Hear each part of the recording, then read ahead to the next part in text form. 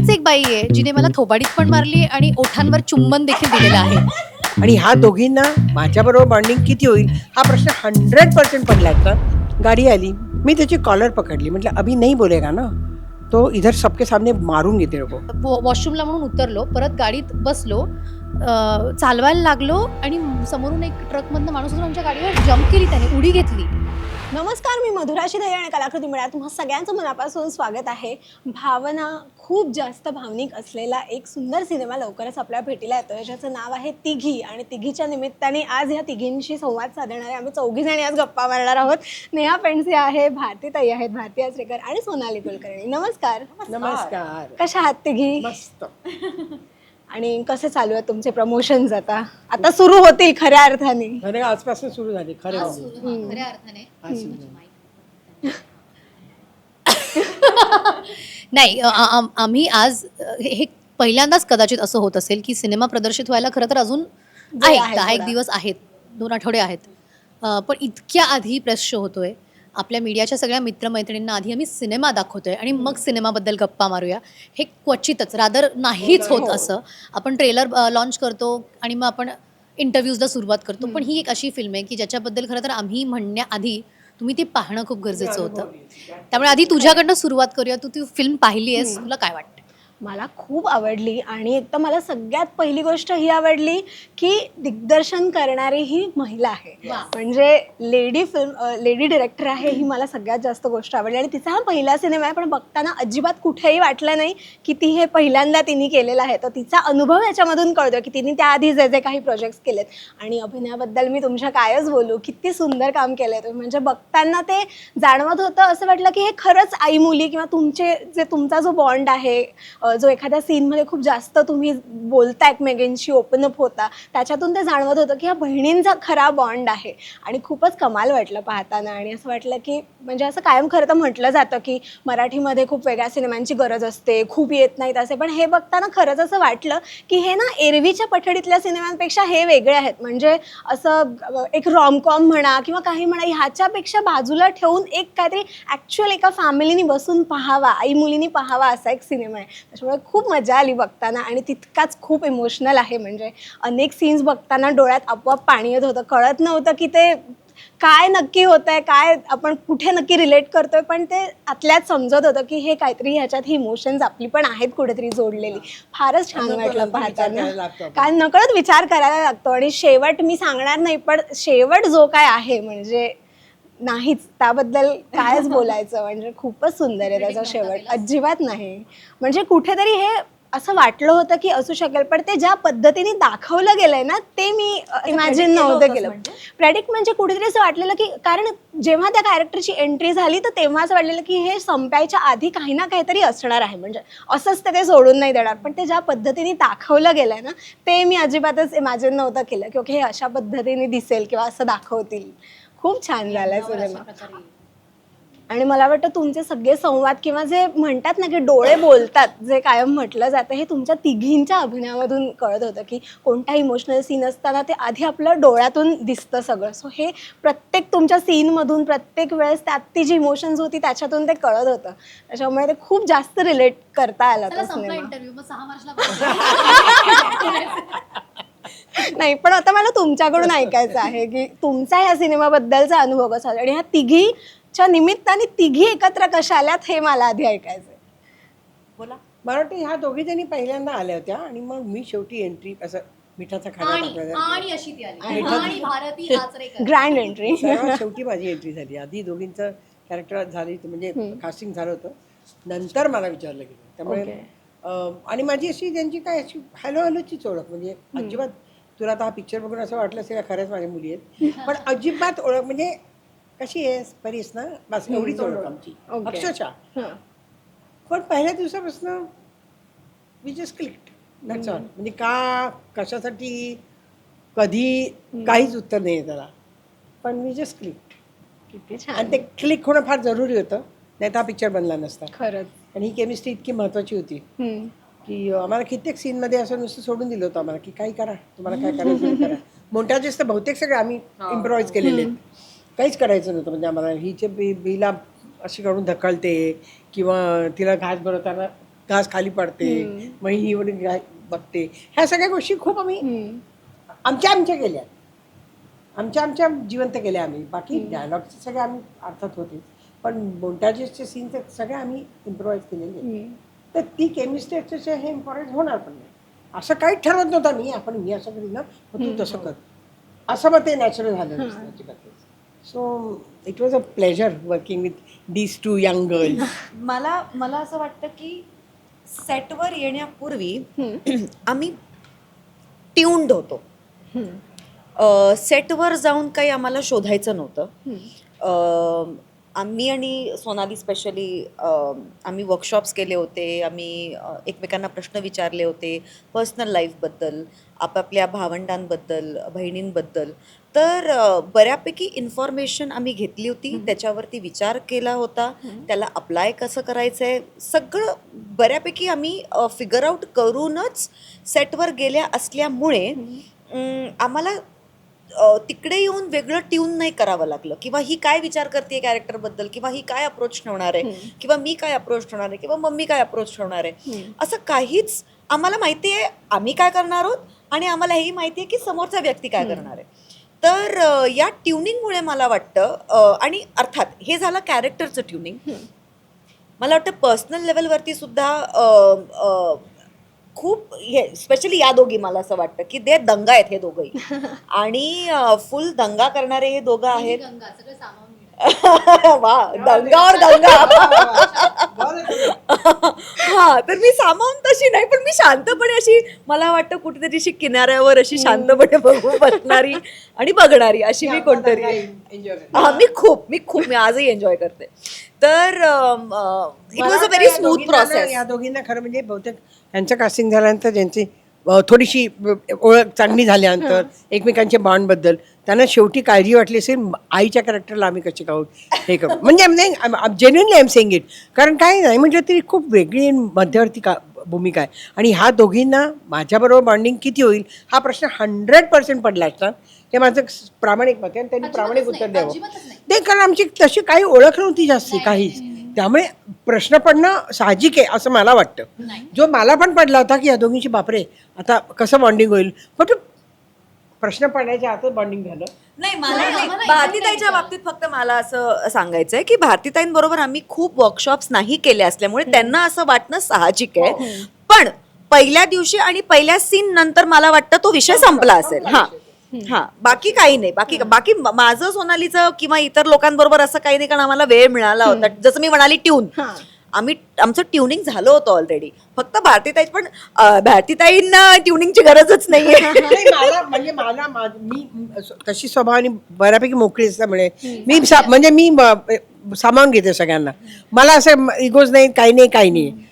एवढं मला माहिती होतं की ह्या नोजप नाही आहेत, एवढं मला माहिती होतं. त्यामुळे म्हटलं मैं कर लेगी, मेरे को मालूम आहे मैं इनको संभालेगी मेरे में. तर म्हणून मला काही काळजी वाटली नाही. पण मला असं वाटलं की या दोघींना माझ्याबद्दल वाटणं एखाद्या वेळेस वाटलं असेल की बापरे आता कसं होईल माहिती आहे, आई म्हणून तिला आपण ॲक्सेप्ट. पण जसं ही म्हणायचं पहिल्या दिवशी पहिल्या सीन नंतर सगळी इनॅबिशन्स अशी तुटली, टाकाय तुटल्या. त्याच्यानंतर it's been a smooth ride, very smooth ride. Sonali, काय मगाशी काही बोलायचं होतं ते? अच्छा, मला वाटलं तुम्ही खूप बोलल्यात, एका मुद्द्यावर खूप बोलल्यात. वेगळा काही प्रश्न आहे का, तोच इलॅबरेट नाही, करायचा? तोच तू मगाशी काहीतरी म्हणत होतीस ना, म्हणून मी काय म्हणत त्या होते? म्हणत मी होत्या हा ऍब्सोल्युटली, मला एकदाही नाही, मला हिच्या बाबतीत पण नाही तो विचार आला. आणि यांच्या मला आपण कसे कनेक्ट होऊ, आपण कसे काय आपलं वाईब चेक वगैरे हा प्रश्नच आला नव्हता. कारण ही जी सगळी टीम आहे ना, मी रिसेंटली यांच्याबरोबर काम केलं. तर रावसाहेब नावाचा सिनेमा केला ज्याच्यात मी निखिल बरोबर काम केलं, जीजी बरोबर काम केलं. आणि आता त्यांचाच पुढचा सिनेमा, म्हणजे I kind of know there environment, working environment मला माहिती आहे, जे अत्यंत प्रोफेशनल आहे, अत्यंत हुशार लोक आहेत. आणि इव्हेंच्युअली आम्ही सगळे त्यांच्या वाईबला मॅच करतो. त्यामुळे मला माहिती होतं की यांच्याबरोबर काम करायचं, येणारी प्रत्येक व्यक्ती यांच्या एनर्जी बरोबर जाईलच, यांच्या कन्व्हिक्शन बरोबर जाईलच. विषयाबद्दलचं प्रेम आणि पॅशन इतकं भारी आहे की कोणीही आलं तरी लक्ष एकच आहे ना समोर.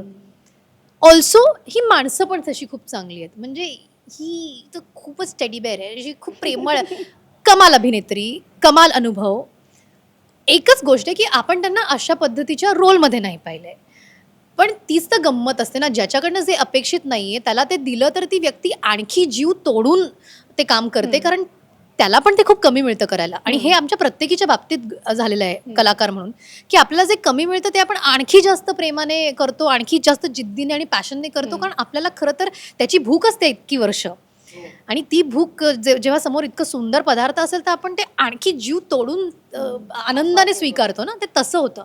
सो अजिबातच बॉन्डिंग बिंडिंग विषयी मला काहीच शंका नव्हती. आणि संहिता आणि इंटरपर्सनल रिलेशनशिप ज्या पद्धतीने लिहिले गेले आहेत त्याच्यामुळे तर ते खूप सुरळीत झालं सगळं, खूप सुरळीत झालं. आणि खूप अनसेड मुवमेंट्स होत्या, म्हणजे ह्याच्यामध्ये अशा अनसेड मुवमेंट खूप आहेत. त्याच्यात डायलॉग्स नाही आहेत, पण जस्ट डोळे बोलतात डोळ्यातून. किंवा एक्सप्रेशन बोलतात, खूप असे आहेत. त्यामुळे त्या करताना इतकी मजा येत होती. आणि ते जिजीला जे पाहिजे किंवा निखिलला जे पाहिजे ते फक्त एकदा सांगायचे की नको असं घ्या. तर माझा नुसता एक क्लोजअप येतो का मागे वळायचा, त्याने मला एक छोटंसं सांगितलं होतं काही गोष्ट कानामध्ये, तसं करतो. आणि तो काय म्हणजे बस त्याचं सगळं सांगून गेले मी. असं असं करायला मिळणं सुद्धा आहे ना, भूक असते ती. आणि एवढी भूक होती, असं मला वाटलं की हा रोल केला तर मला असं वाटलं बापरे मी केवढी भुकेली होते हे करायला. असं झालं ते. नाही, हे पण करते मी, ते पण करते मी, मला हे पण करायचं या सीनमध्ये, असं झालं मला ते. आणि तुमचे कॅरेक्टर्स पाहताना ना मला असं वाटलं की तुम्ही खूप जशा आहात ना तशा खूप दिसत होता. म्हणजे फॉर एक्झाम्पल तुझा जो रोखठोकपणा आहे खऱ्या आयुष्यामधला, किंवा त्याचे एक जसं चुलबुलेपण आहे तो त्या कॅरेक्टरला साजेसा होता. किंवा ताई तुमचा जो एक त्याच्यामध्ये ना खूप तुम्ही आई म्हणून ना खूप सॉर्टेड दाखवल्यात त्याच्यामध्ये, आणि खूप आत्ताच्या काळामधल्या आई अशी एक आई दाखवली आहे. किंवा नेहाच्या चेहऱ्यावरची ती जी एक मॅच्युरिटी असते आणि जे डोळ्यातून बोलणं असतं, तर मला असं वाटलं की तुम्ही जशा खऱ्या आयुष्यात काही काही तुमच्या त्या गोष्टी आहेत त्या तिथे पाहायला मिळाल्यात. सो तुम्हाला ते कॅरेक्टर करताना अशा तुमच्या काय गोष्टी जे तुम्ही शोधल्यात आणि त्या कॅरेक्टरमध्ये टाकल्यात हे सोडून? बापरे. माझ्याकरता खरं तशी रिलेटिबिलिटी काहीच नव्हती, कारण मी माझ्या घरात मोठी बहीण नाहीये, मी धाकटी आहे. आणि नाही मला खरं तर तो जो समजूतदारपणा जो त्यात तुझा दाखवला हा ठीक आहे, म्हणजे तेवढं एक मॅच्युरिटी म्हणूया, ओके फाईन, की नेहा पेंडसे सुद्धा तशी आहे. पण त्याच्या व्यतिरिक्त फारच, कारण तिची परिस्थिती, स्वातीची परिस्थिती आणि नेहाची परिस्थितीमध्ये खूप तफावत आहे. ती ज्या पद्धतीने काही काही सिच्युएशन्समध्ये अडकलेली आहे, मग ते सिच्युएशन तिच्या नवऱ्याबरोबर असो किंवा तिच्या बॉस बरोबर असो, तर या सगळ्या गोष्टींमध्ये तर म्हणजे देवनाकडं स्वाती नाही कोणीच अडकू नये. तर या सगळ्या गोष्टी तर माझ्याकरता वेगळ्या होत्या, शोधाव्या लागल्या. तर खूपच वेगळं. पण हा, maturity probably is only one thing. पण रिॲक्शन पण खूप वेगळी आहे. म्हणजे स्वातीची रिॲक्शन, नेहाची रिॲक्शन वेगळी आहे. हां, म्हणजे किंवा म्हणजे बहिणीबरोबर सुद्धा, कारण माझ्या घरात मी छोटी असल्यामुळे, आणि जसं मी म्हणते की मी रिअल लाईफमध्ये हिच्यासारखी जास्त आहे, सारिकासारखी जास्त आहे, किंवा माझ्यासमोर तसे प्रसंग जास्त आलेले आहेत. तर काहीच साम्य नाही आहे खरं तर. पण मला बऱ्यापैकी सगळं खूप नवीन शोधावं लागलं. मला पण नाही मी रिलेट करू शकत या कॅरेक्टरला. मी फक्त एकच रिलेट करू, फक्त नाही रिलेट एकच करू शकते. परिस्थिती नाही, फक्त स्वभावामध्ये रोखठोक मी आहे, खूप स्ट्रॉंग आहे. अदरवाईज सुद्धा मी थोडीशी त्या परिस्थितीनं गेल्यामुळे मला थोडासा उपयोग झाला, because of the single mother. तोच एक फॅक्टर म्हटलं तर तोच एक दुवा होता. आणि काही कॉमिक मुवमेंट्स निघाल्या त्यातनं, त्या मला फार आवडल्या.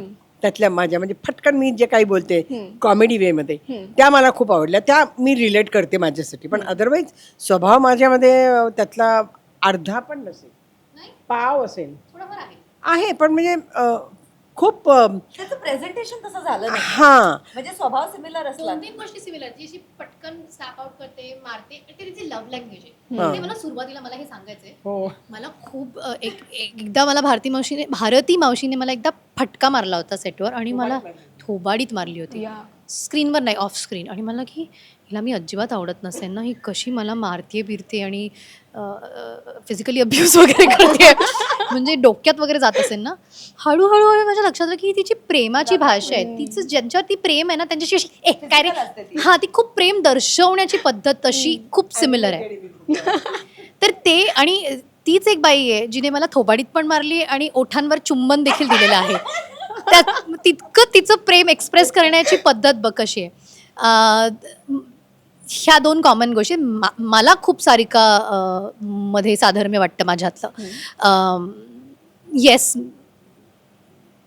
पटकन बोलणे, राग व्यक्त करणे इमिजिएटली, हे थोडेसे कॉमन फॅक्टर्स आहेत. पण मला वाटतं की ती केअर गिव्हर जी सारिका आहे ती मी नाही आहे फार. म्हणजे मी पण करते केअर, खूप करते, पण आपलं सगळं विसरून आयुष्य कोणासाठी तरी केअर करणं आणि आपल्या पालकांसाठी, म्हणजे ती वेळ येऊच नाही कुठल्याही मुलांवरती. पण ते माझ्यासाठी नवीन होतं. ऑल्सो शूटिंग, म्हणजे आता सिमिलॅरिटीज शोधण्यापेक्षा शूटिंग एक्सपिरियन्सबद्दल बोलूयात तर हे अतिशय विलक्षण. इट्स अ कमर्शियल फिल्म, तरीही याच्या प्रोसेसमध्ये ज्या गोष्टी घडल्या आहेत किंवा शूट करताना ते मी फारसं अनुभवलं नव्हतं. याच्या आधी फक्त रावसाहेबमध्ये बारीक ते अनुभवलं होतं. आरसा नाही बघायचा आहे, मेकअप नाही लावायचा आहे, केस स्वतःचे आहेत असे विंचरायचे आहेत, कपडे इस्त्री केलेले नाही आहेत. खऱ्या आयुष्यात ही लोक जशी राहतात, जशी वावरतात, तसंच फक्त कॅमेरा ऑन झाल्यानंतर आपल्याला तेच करायचे कंटिन्यू. हे खूप कमी करायला मिळतं. त्याच्यातनं येणारा जे ईज आहे ना, तो खूप इम्पॉर्टंट आहे. म्हणजे ही मॅक्सी घालूनच आहे घरात, तर अशाच असतात बायका घरामध्ये. आयांची पेटंट आहे मॅक्सी, तर ते तुम्ही काढून घेतलं तर त्या आयडेंटिफिकेशनमध्ये गडबड होते बघ. तसंच आहे की प्रत्येक आमच्या ज्या कॅरेक्टर्समधलं जे कॅरेक्टर बिल्डिंग आहे, जे कपडे आहेत, म्हणजे तू इथे बघ ना, माझ्या शिराई दिसत आहेत, त्यातनं ती मुलगी कशातनं जात असेल, तिचा स्ट्रेस असेल, तिचं जागरण असेल, तर हे जे बारीक बारीक गोष्टी आम्हाला काहीच आमचं सत्य सांगताना लपवायचे नाही आहेत, फिल्टर्स लावायचे नाही आहेत, आहे तसं उभं करायचं आहे. हे शूट करताना पण खूप गंमतशीर होतं, कारण बऱ्याचदा आपण मेकअप आर्टिस्ट शोधतो, मग टचअप करतो आणि मग ते कुठेतरी आपण त्याच्या आहारी जातो. हे सगळं बाजूला होतं आणि आम्ही फक्त ती कॅरेक्टर्स म्हणून त्या घरात आमचे वावरत होतो. आम्ही आमचा कट्टा शोधलेला आहे घरातला, आम्ही आमचा कोपरा शोधलेला आहे घरातला. सो ते सगळं एकरूप होऊन आम्ही ते झालो खऱ्या अर्थाने. म्हणजे कॅरेक्टर जगणं काय असतं ना, तर ते या फिल्मच्या बाबतीत आम्ही सगळ्यांनी करू शकलो आणि that's why it translate so beautifully. एका म्हणजे I would like to add one thing की स्वातीला एक गोष्ट फक्त आहे की तिला जे वाटतंय आणि ती जे करतीये त्याच्यामध्ये खूप तफावत आहे. कारण ती सतत तिची रियालिटी ना हाईड करतीये. म्हणजे ती आईला सांगत नाहीये की तिच्या घरी प्रॉब्लेम आहे, ती ताईला हिला सांगू शकत नाहीये, नवऱ्याला सांगू शकत नाहीये. ती खरं तर आतून खूप उद्ध्वस्त आहे, पण तिला ती बाहेर दाखवण्याची नाही तिचा स्वभाव आहे, नाही तिच्यासमोर तसे मुभा आहे. तर ते थोडं या कॅरेक्टरची एक एक गुदमरलेपण आहे तिचं. एक सीन आहे बघ दारामध्ये, हिला खूप जरूर असते तिची, फोन करत असते आणि हिचं वेगळं, ती फोन करत नाही तिला. इतका छान आहे तो कळण्यामध्ये की हिची घुसमट आणि हिची पण घुसमट, त्यात का मस्त आलाय तो सीन. पण त्यात पण जर बघित ती तिची घुसमट दाखवून निघून गेली आणि मी आपली मी काय करणार, तर कुठेतरी शी इज नॉट व्हेरी एक्सप्रेसिव्ह. ती कुठे ही एक्सप्रेस करून निघून जाईल आणि ही काहीतरी करून स्वतःपर्यंतच ठेवते. तर तो एक स्वभाव आहे त्या कॅरेक्टरचा, थोडाफार माझाही तसाच आहे. मी फक्त त्या कॉम्प्लेक्सिटीमध्ये त्या कॅरेक्टरच्या राहत नाही, ते त्या बाबतीत आम्ही खूप वेगळे आहोत. तिला ते एक ड्युअल पर्सनॅलिटी जगावी लागते तिला, माझं तसं नाही. आणि आईला सुद्धा कळण्याच्या काही मार्ग, जसं एक प्रसंगामध्ये नाही का तिच्या बाबतीत काही जेव्हा कळतं आणि ती म्हणते की बस आता हे सोडायचं, ते काही आमचं वर्बली काही नाही झालेलं आहे बोलणं. तिने समजलंय ती की there is something very big problem in our life and stop it. So ते एक अनसेड रिलेशनशिप्स असतात ना, त्यातलं आई आणि मुलीचं नातं तिथे एक रिव्हील झालेलं मला खूप जाणवलं. ते ह्यात बहिणींचं सुद्धा नातं खूप छान पद्धतीने, म्हणजे आई आणि मुलीचं तर दाखवलेलं आहे, पण बहिणींचंही खूप छान दाखवलंय. आणि खऱ्या आयुष्यात तुम्हाला बहिणी आहेत, तर मला तिघींकडून ऐकायचं तिला बहीण नाही, मला नाहीये. बहिणी म्हणजे बहीण भावंड आहेत, सिबलिंग्स आहेत तुम्हाला. तर मला ऐकायला आवडेल आज तुमच्याकडून की सिबलिंग्स मध्ये तुम्हाला सगळ्यात जास्त महत्वाचं काय वाटतं? सॉरी जास्त महत्वाचं वाटतं की तू आहेस ना हे विचारणं, किंवा मी आहे हे सांगणं जास्त महत्त्वाचं? आय थिंक ते ह्यातलं काहीच होत नाही. आम्ही सॉरीही म्हणत नाही आणि मी आहे हे सांगावं पण लागत नाही. ते खूप खूप अनसेड असतं. स्पेशली म्हणजे I don't know, they will tell त्यांच्या बहिणींचं इक्वेशन कसं ते सांगतील. ते मी फार बहिणींचं फार एक्सपिरियन्स केलेलं नाही आहे, पण भावाचं मी नक्कीच सांगू शकते. आम्ही आय लव्ह यू बोलत नाही, आम्ही सॉरी म्हणत नाही, आम्ही थँक्यू म्हणत नाही. इट इज फेल्ट हे सांगावं नाही लागत कधीच. आणि माझा भाऊ तर म्हणजे खूप अशा मिठी मारणारा पण नाहीये. रादर मला खूप गमतीत सांगायला आवडेल की मी जेव्हा खूप अशी बाहेर असते, लांब असते, तेव्हा मी खूप एक्सप्रेस करते, मिस पण करते आणि मी एक्सप्रेस पण करते. तर मी सतत फोन करत राहते. एक सकाळी आईला फोन असतो, मग बाबांशी बोलणं, आणि मग 2-3 दिवस भावाशी बोलणं नाही झालं, मी त्याला फोन करते आणि काय नाही, मी मिस करते म्हणून फोन केला. अच्छा, ओके, सगळं ठीक आहे, हां चल बाय, एवढंच बोलतो तो समोरून. आणि म्हणजे की मला बोलायचंय. तो अतिशय इंट्रोवर्ट आहे, इनएक्सप्रेसिव्ह आहे. पण हे मला ना त्याचा स्वभाव असा का झाला हे फिल्मच्या प्रोसेसमधनं कळलं.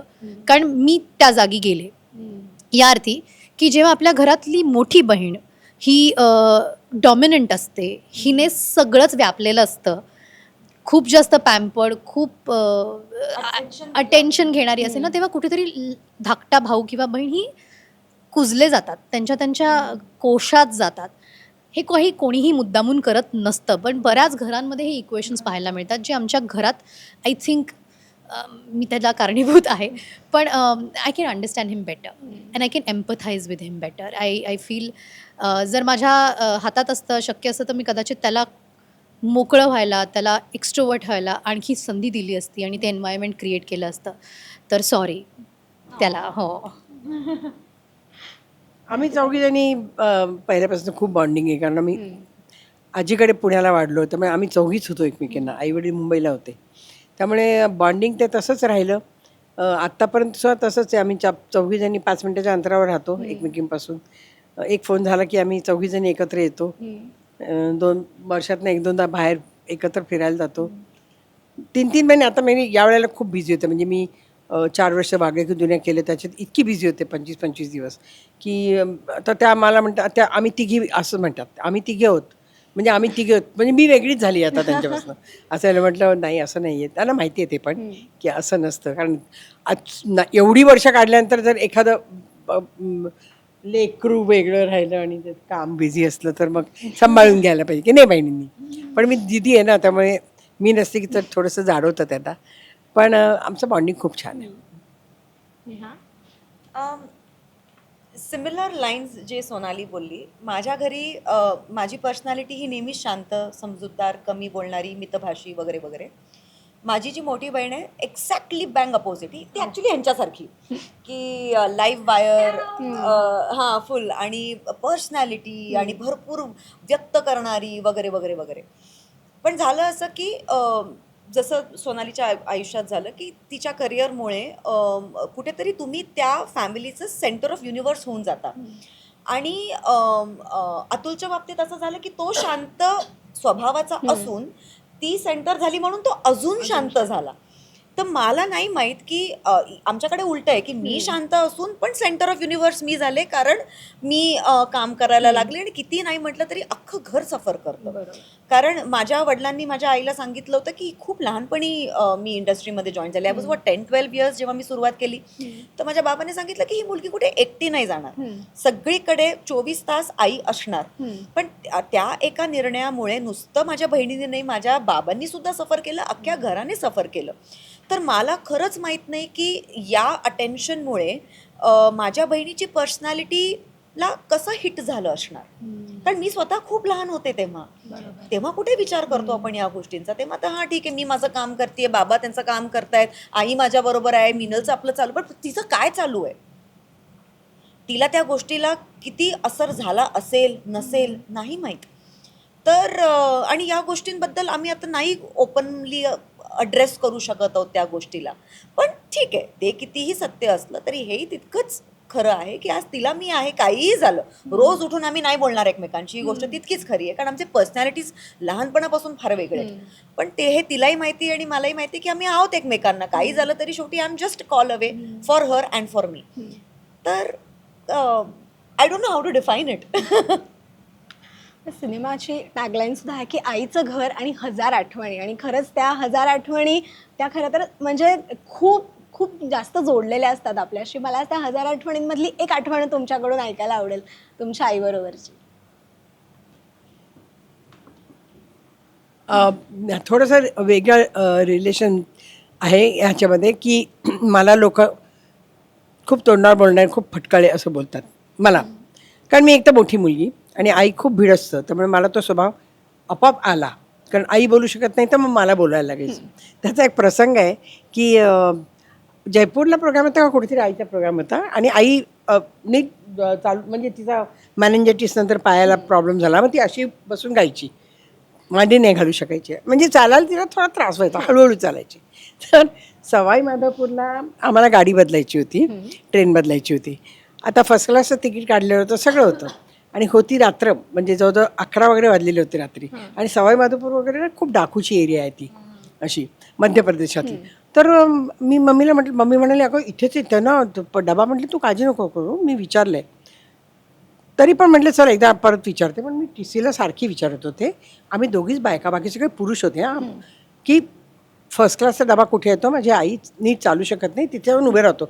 5 मिनटं काहीतरी थांबणार होती गाडी. मी एकदा विचारलं, दोनदा विचारलं, तीनदा विचारलं. त्यांनी काही तो त्या पुरुषांच्या मध्येच लागला होता. ये आप उधर जाओ, ये उधर, ये डबा खाली आहे, उसमें ये बर्थ खाली. माझ्याकडे लक्षच देत नव्हता. मी म्हटलं ठीक आहे. गाडी आली. गाडी आल्यानंतर मग मी त्याची कॉलर पकडली. मी किती वर्षाची असेल, 20-22 वर्षाची असेल. मी त्याची कॉलर पकडली. म्हटलं अभी नहीं बोलेगा ना तो इधर सबके सामने मारूंगी तेरे को. अभी गाड़ी रोको, मेरी मम्मी चढ़ेगी उस डब्बे में, तभी गाड़ी जाएगी. तो इतका घाबरला कारण त्यांना एक तर सवय नाही बायकांनी अशी वागायची. त्यांनी रेड फ्लॅग दाखवला, गाडी चालू नाही करून दिली, मला डब्यापर्यंत घेऊन गेला, आईला चढवलं आणि मम्मी म्हणाली, मम्मी इतकी घाबरली होती. अशी मी आहे. त्यामुळे मला लोक फटका म्हणतात, सगळं म्हणतात, पण ठीक आहे, मी माझ्या बाजूनी जस्टिफिकेशन दिलेलं आहे काय होतं ते. मला ऐकल्यावर तर तुम्ही खूप बिनधास्त वाटलात. पण आहे ना, म्हणजे यात फटकन बिनधास्त. नाही मी बिंदास आहे या बाबतीमध्ये. आणि परिस्थितीने केले. हां, व्हावं लागतं तुम्हाला, त्याला काही इलाज नाही. म्हणजे एक तर ह्या इंडस्ट्रीमध्ये इतकी वर्ष टिकून राहणं, जसं दिसायला जरा बरं असणं आणि ते त्याचा फायदा लोकांनी न घेणं, ह्याच्यासाठी खूप काय काय करावं लागतं. त्या सगळ्यांना गेलेली आहे मी. So it's fine. It is made you who you are ना. हां, म्हणजे मला काही फरक पडत नाही तुम्ही फटका म्हणतात. मला माझ्या जवळची लोक आहेत त्यांना माहिती मी काय आहे. Enough is for me. I don't owe anybody any answer. Sonali, नाही आय थिंक, आणि हे खूप रेलेव्हंट आहे या सिनेमाच्या बाबतीत. आता तू फिल्म पाहिली आहेस म्हणून, की प्रत्येक पात्र तसं का आहे, ते तसं का वागतं, तसं का बोलतं, त्याच्या मागे बरीच हिस्ट्री असते. ॲज अन ऑडियन्स किंवा समोरनं बघणारी लोक म्हणून आपण पटकन कोणाला तरी जज करतो. तर जज न करता कुठेतरी समजून घेण्याचा प्रयत्न केला की ते कुठून येत आहेत आणि त्यांना त्या परिस्थितीने असं बनवलेलं असेल, कुठल्याही परिस्थितीने, तर कुठेतरी मला असं वाटतं आपण माणसं समजून घेण्याचा एक प्रयत्न करू शकू. आपल्या सगळ्यांना पटकन लोकांना बघून जज करायला प्रचंड आवडतं, पण there is a reason why somebody is somebody. आणि वाय का सारिका अशी आहे, का स्वाती अशी आहे, का ही आई अशी आहे, त्याच्या मागे त्यांनी काय बघितलं आहे आणि त्या परिस्थितीने त्यांना तसं घडवलं आहे, तसं बनवलं आहे किंवा तसं वागण्यासाठी प्रवृत्त केलं आहे. तशी त्या परिस्थितीने घडवलेली माणसं. आय थिंक हे अत्यंत कॉम्प्लेक्स विषय असू शकतो. आणि हॅव्हिंग सेड दॅट, तू माझ्या आईची आठवण म्हणून विचारलंस तर मलाही अशीच एक माझ्या आईच्या धाडसाची आठवण आहे. ती एक तर पंजाबी. ती आधीच एकतर सगळं खूप तरुणपणे सगळ्या ट्रॅडिशनल गोष्टी ज्या एका मुलीकडनं अपेक्षित आहे गावाखेड्यात, त्या सगळं झुगारून निघून आली होती की नाही, मला लगेच लग्न करून मुलं जन्माला नाही घालायचे, मला काहीतरी स्वतःच्या पायावर उभं राहायचे, फायनान्शियली, आर्थिकरित्या, सगळ्या दृष्टीने, आणि मग मी माझं लग्न, संसार, कुटुंब करीन. तर अशा त्या काळात तिने धाडस करून आलेली ती बाई. ते मुलांच्या बाबतीत पण ती तशीच होती, आमच्या बाबतीत पण एकदम झाशीची राणीच, तलवार काढूनच उभी डायरेक्ट.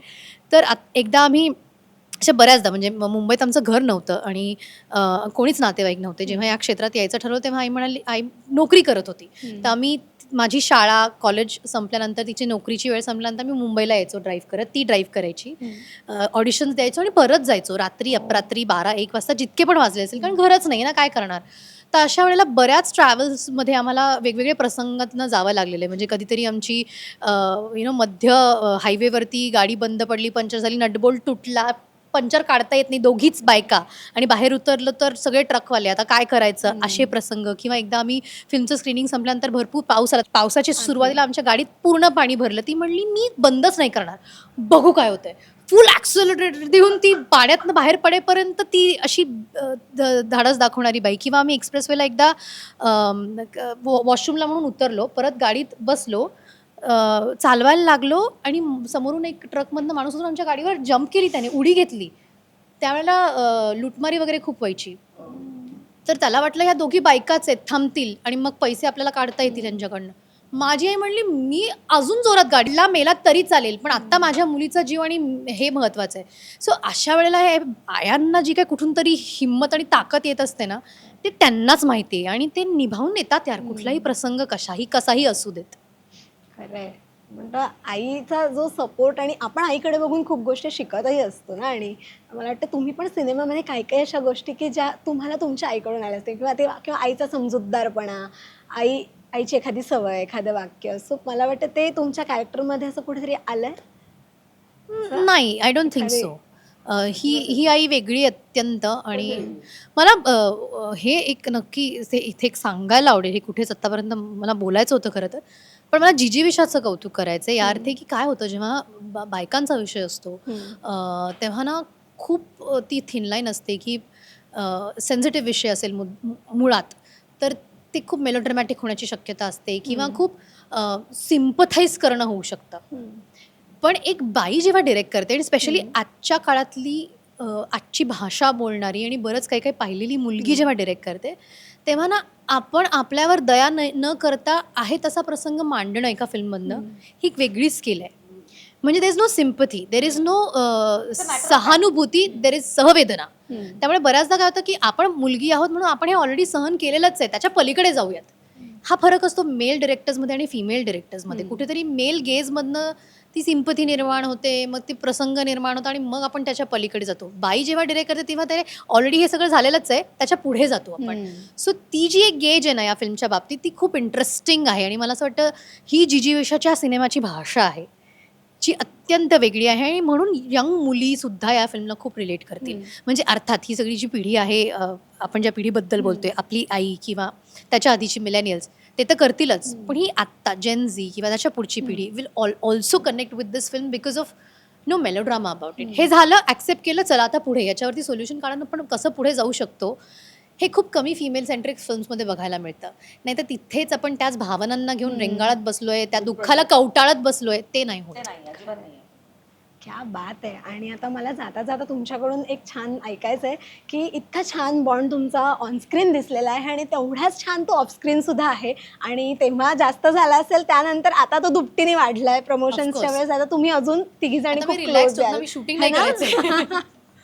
तर खऱ्या आयुष्यामध्ये तुम्हाला सिबलिंग्स आहेत. सो खऱ्या आयुष्यामधल्या सिबलिंग्ससाठी एक छान छोटासा मेसेज, आणि आत्ता तुमच्या तिघींचा जो काही सुंदर बॉन्ड झालेला आहे, सो ह्या बहिणीसाठी तुला मेसेज द्यायचा आहे आणि तुला त्या बहिणीसाठी, आणि आईला मुलींसाठी मेसेज द्यायचा आहे.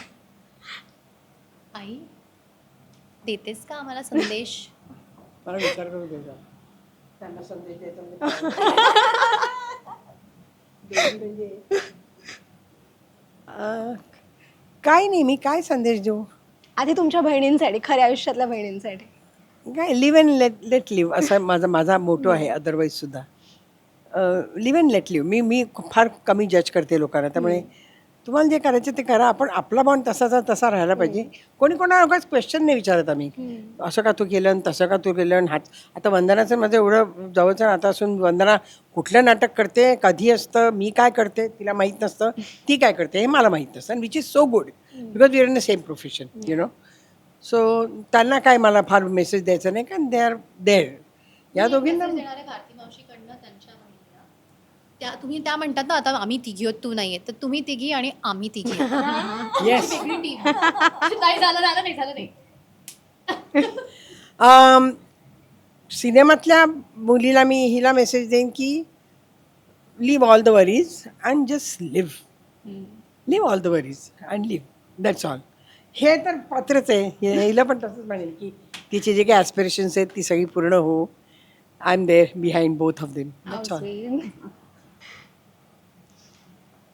माझ्या खऱ्या बहिणीला मी हा मेसेज देईन की जे मी बोलत आली आणि जे खरंही आहे की तिघीच्या निमित्ताने मला मोठ्या बहिणीचा स्टँड तिचं दुःख, तिची जर्नी जरा बऱ्या पद्धतीने समजण्याचा, to walk in somebody's boots or shoes, जे टू टेक अहेड. सोनाली पण म्हणाली की आपण आपल्याच पर्स्पेक्टिव्हने सिच्युएशनला जज करतो. कधी कधी त्याच सिच्युएशनमध्ये जर if you were someone else's boot तर तुमचे पर्स्पेक्टिव्स बदलतात आणि मग तुमचं जजमेंट्स तर नसतातच. तर मला या चित्रपटाच्या निमित्ताने माझी बहीण थोडी जास्त कळली आणि ह्याचा आनंद आहे. त्या कळण्यामागचं काही आउटकम आहे का तर माहीत नाही. That is something time will decide. पण किमान तिची बाजू मला जरा बरी कळली. या गोष्टीचा मला आनंद आहे. आणि हिला सारिकाला मी एवढंच काय सांगायचं? नाही, सारिका फक्त एवढंच सांगायचं आहे की सगळं नीट होणार आणि जरा शांत हो आणि आणि मेहनती आहेस, बुद्धिवान आहेस, काही विषय नाही त्यात, तर सगळं तुझ्या मनासारखं होणार. आशीर्वाद दिला मोठ्या. आय थिंक मी अतुलला मगाशीच अत्यंत स्वाभाविकपणे सॉरी म्हणाले त्या सगळ्या प्रसंगातनं. मी तुला घरात थोडं बोलण्याची संधी देईन. हे खूप कमी होतं. मी आणि माझी आई इतके बोलतो की बाकीच्यांना बिचाऱ्यांना संधीच मिळत नाही बोलायची.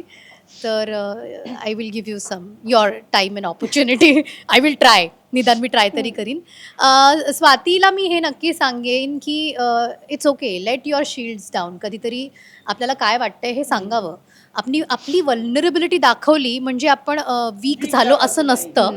खरं तर आपली वल्नरेबिलिटी दाखवणं हा तुमचा स्ट्रेंथही असू शकतो. फक्त त्याचा कोणी गैरफायदा घेऊ नये याची काळजी घ्यायची. ते घ्यायला मी आहे. आणि ते पचवायला मी पण आहे. Yeah we are together in this. फार छान वाटलं तुमच्याशी गप्पा मारून आणि थँक्यू. इतका सुंदर सिनेमा आमच्या समोर तुम्ही घेऊन आलात. आणि कोकलिकोचे आभार, सुप्री मीडियाचे आभार, निखिल महाजन, सुहृद गोडबोले आणि जीजी विशाला खरं तर धन्यवाद म्हणूयात. Neha Pendse bias, she is also one of the producers. आणि तिचं विशेष कौतुक की जेव्हा आपल्याकडे ती ताकद आणि पॉवर येते तेव्हा असा विषय निवडणे आणि आम्हाला निवडणे याच्याबद्दल थँक्यू. आणि special thanks to Ruby. Oh yes, Ruby म्हणजे त्याने तर मन जिंकले सगळ्यांची है ना, कडक ज्ञान. येस, फार मस्त वाटलं. Thank you so much. आणि असेच छान छान प्रोजेक्ट घेऊन आमच्यासमोर कायम येत राहा आणि असेच छान छान इंटरव्ह्यूज आपण करत राहू. थँक्यू सो मच आणि खूप खूप शुभेच्छा. थँक्यू. रसिका हो, कलाकृती मीडिया म्हणजे मनोरंजनाची लयलूट. मनोरंजन क्षेत्रातील किस्से व घडामोडींचा आस्वाद घेण्यासाठी कलाकृती मीडिया या यूट्यूब चॅनलला सबस्क्राईब करा आणि व्हिडिओ लाईक करा.